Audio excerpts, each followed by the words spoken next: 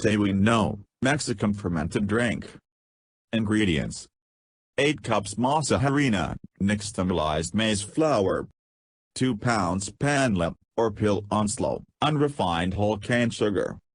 18 cups water. 4 limes. Fleur de sel.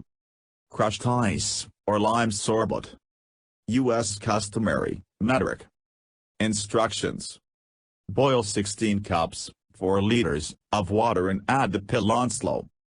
Once boiling point is reached, mix well for 2 minutes. Set aside. Mix the maize flour with 2 cups, 500 milliliters, of water and add 12 cups, 3 liters, of the boiling water. Continue adding more boiling water, up to 4 additional cups, until the mixture is slightly liquid.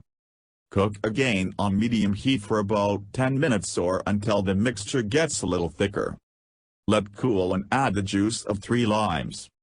Let stand for 3 days in a cool, dry place until it is fermented. It is recommended to use a clay pot and cover it well with a cloth. At the end of the 3 days, cut remaining lime in slices and mix with the tejuino. Serve with crushed ice, a slice of lime. Sprinkle with fleur de sel. Add a scoop of lime sorbet or shaved ice on top.